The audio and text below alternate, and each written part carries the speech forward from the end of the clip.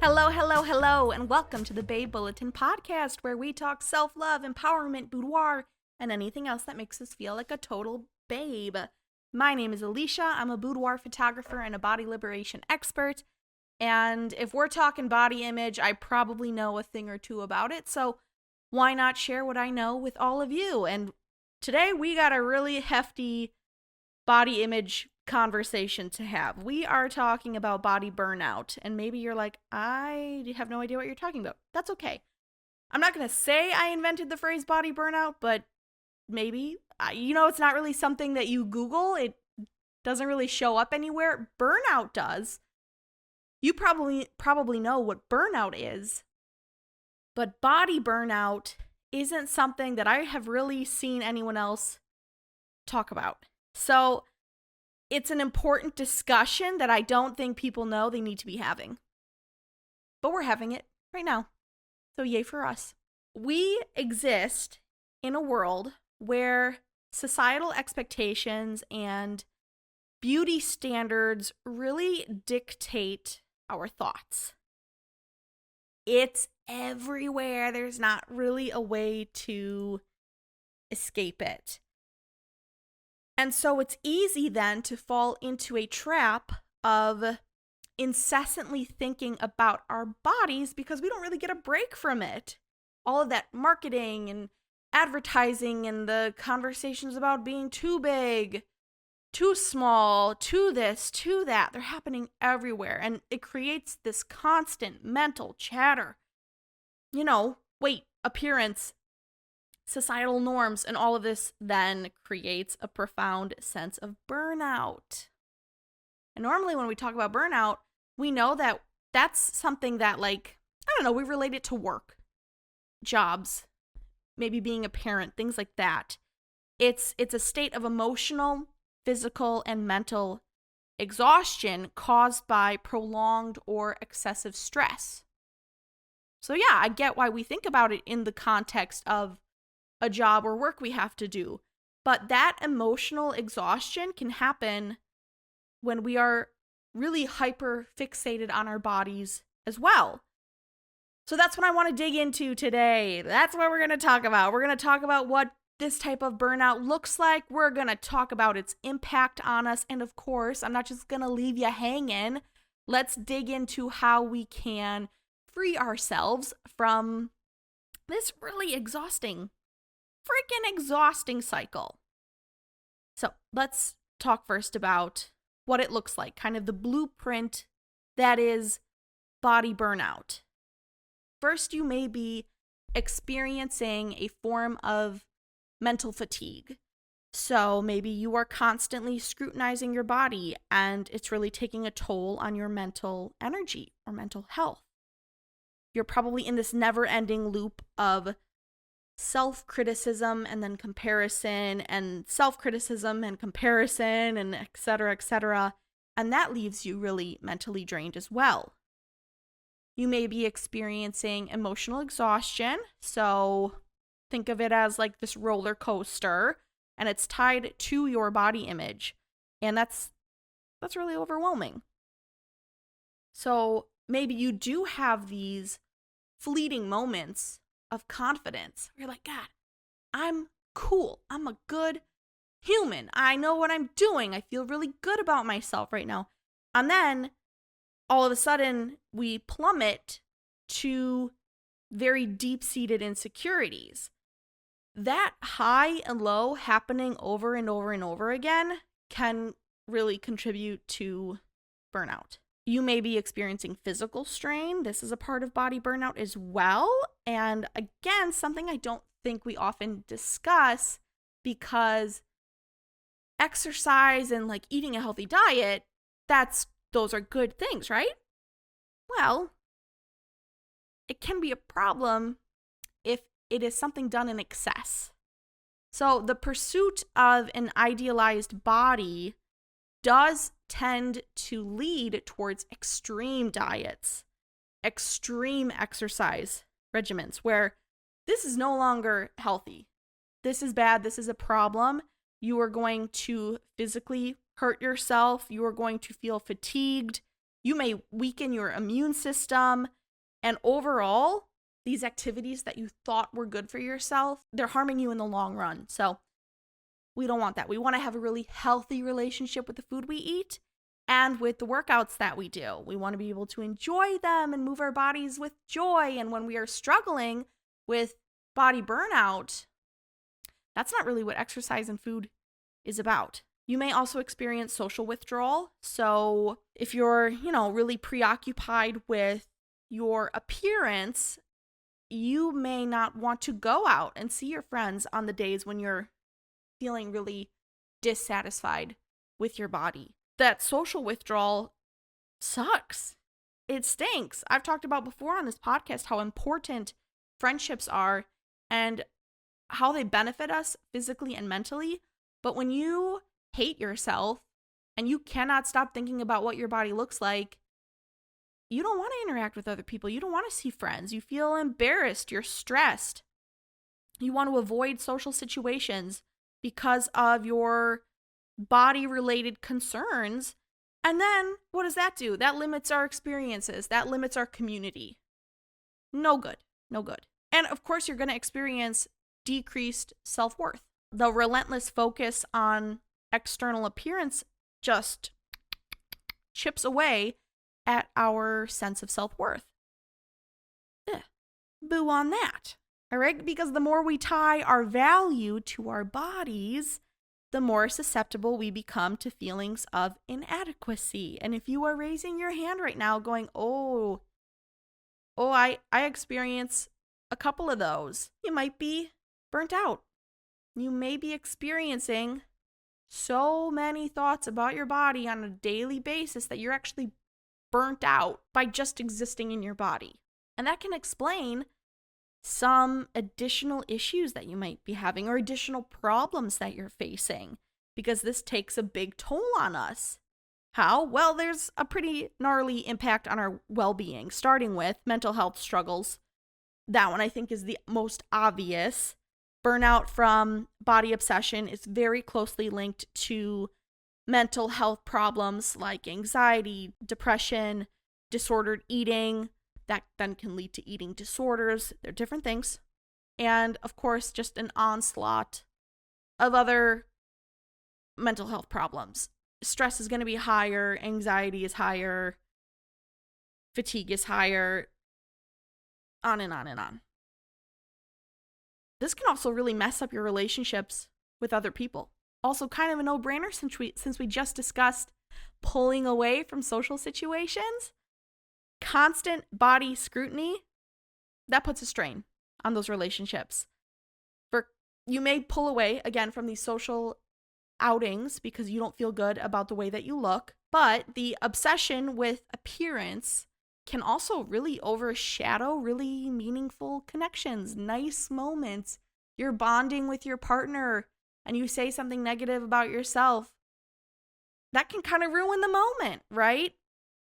Also, listening to someone constantly scrutinize the way that they look, it's hard. It's taxing on that person as well. That person might be sitting here looking at you thinking, you are just the most amazing, beautiful, wonderful person I've ever met.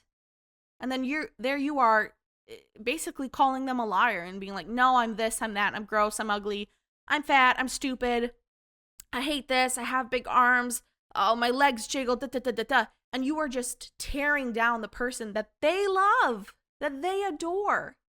That's not easy to hear, and that is going to cause strain and possibly even a rift in your relationship. There's also going to be an impact on productivity. Mental and emotional exhaustion can really hinder that, and that could affect lots of different areas of your life, like work and personal pursuits. If you are spending all of your energy on loathing yourself, you don't have any left to do that fun knitting activity you wanted to do. You don't have anything left to paint. You don't have anything left in your body to write poems or go fishing or read a book or whatever it is that you enjoy doing. So you're going to see productivity drop. And while we don't always have to be 100% productive to be doing, this human life thing correctly, there is still an element of pride and accomplishment. You know, when we get stuff done, it feels good to knock something off that to-do list.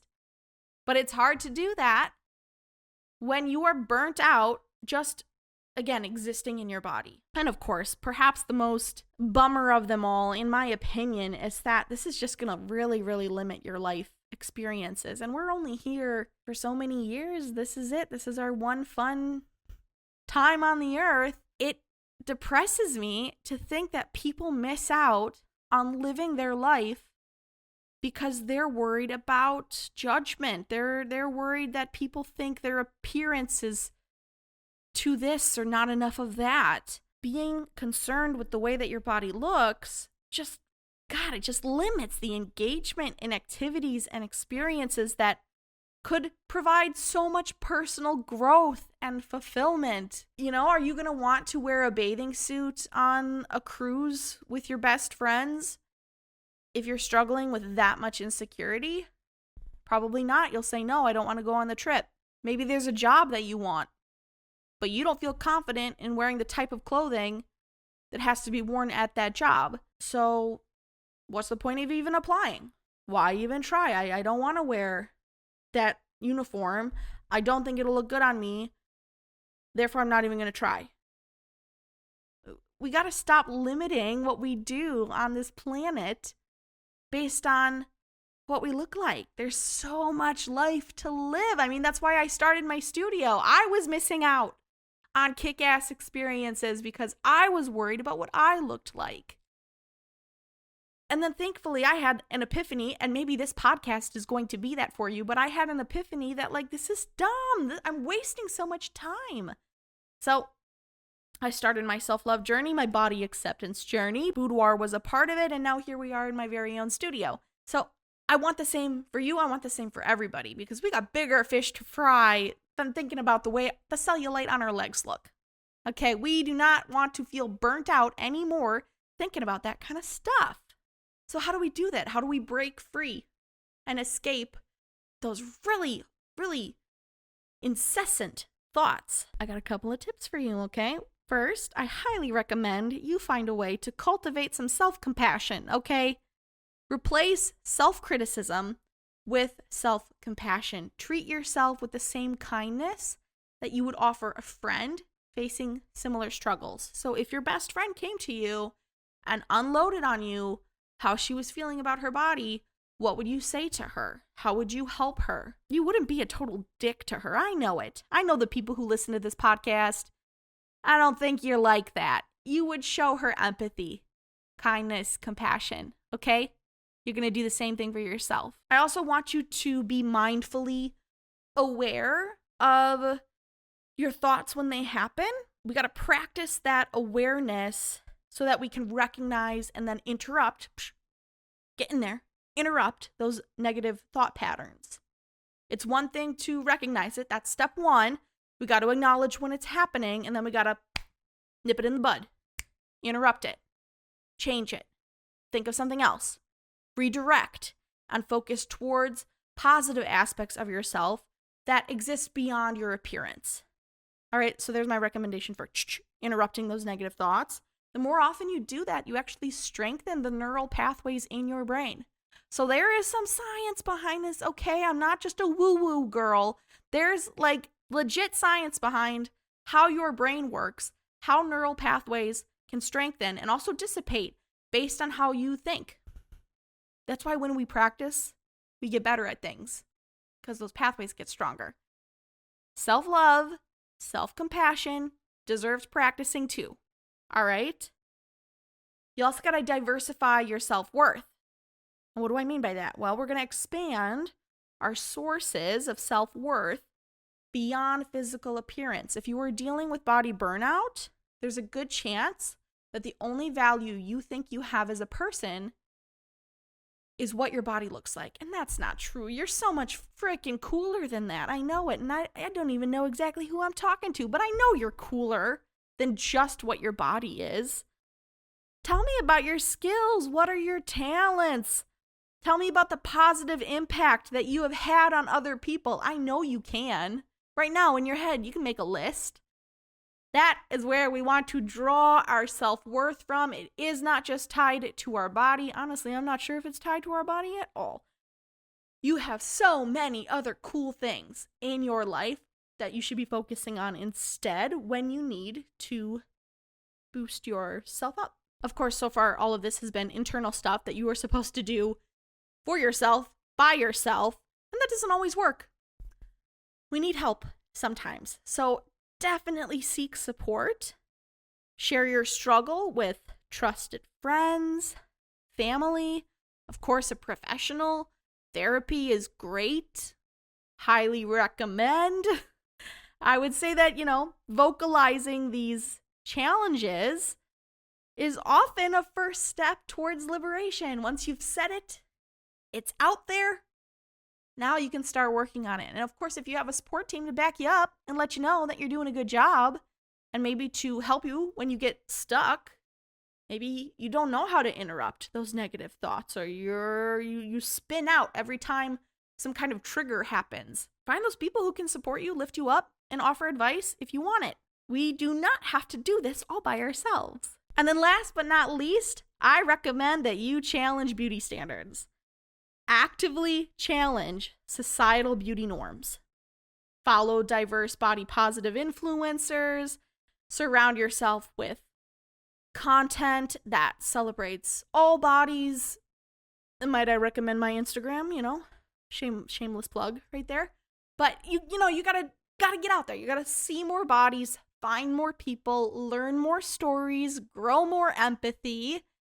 And God, it feels so much better existing in your body when you see other people who are living in a body similar to yours, and they are having a great time.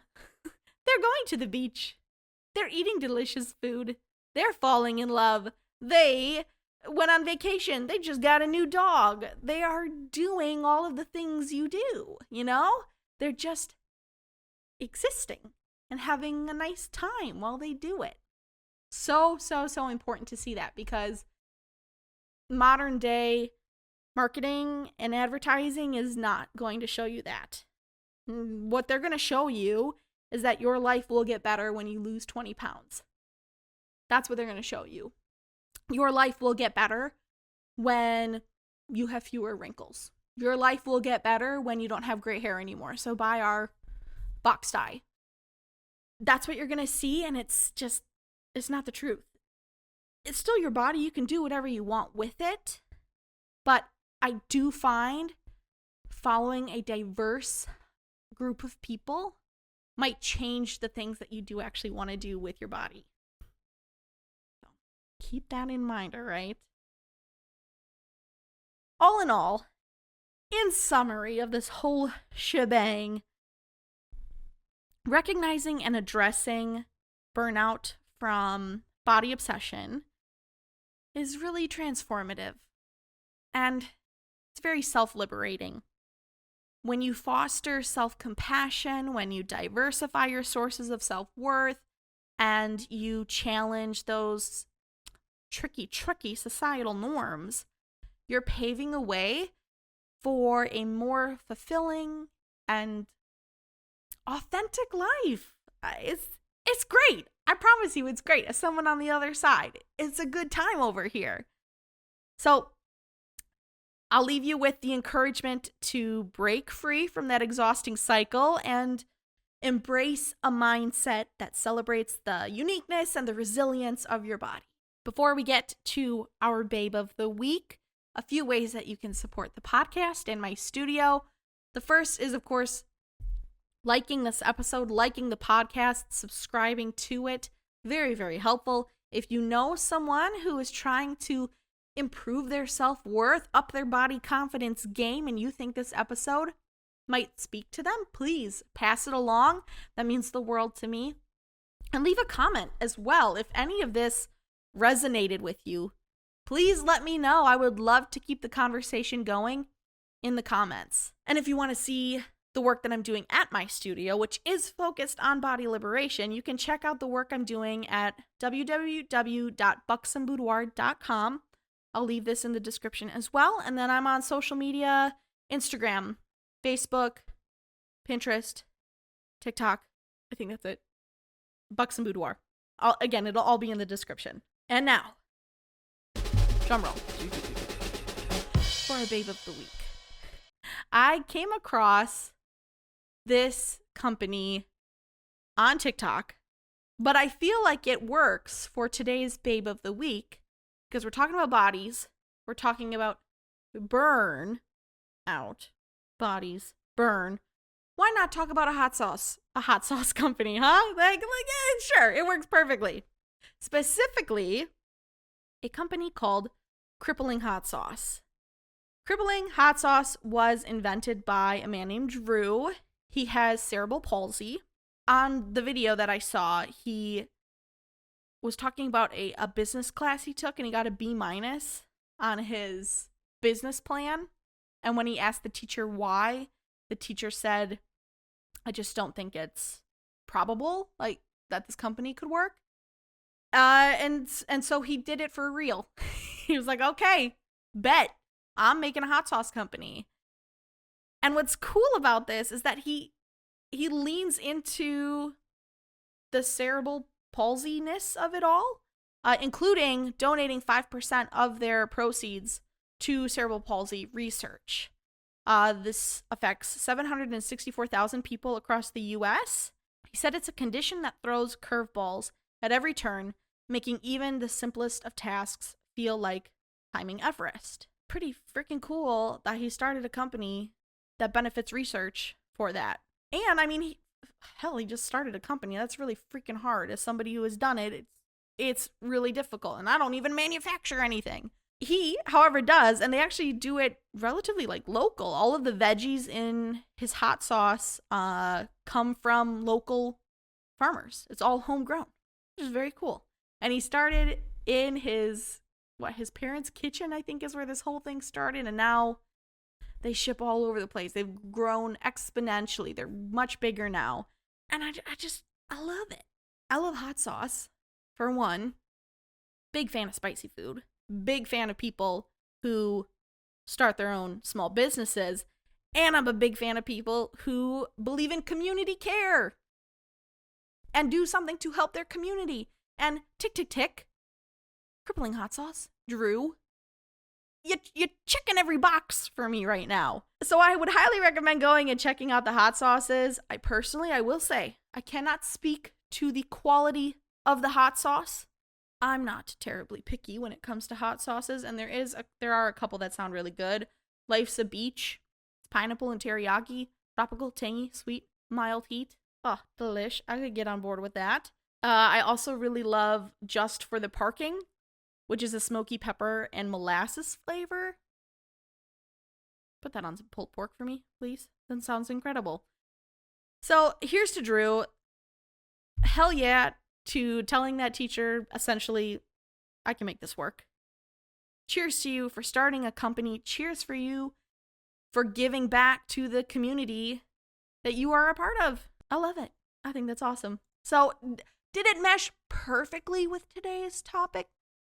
Maybe not, but I think if you follow my line of thinking, we got there in the end, okay?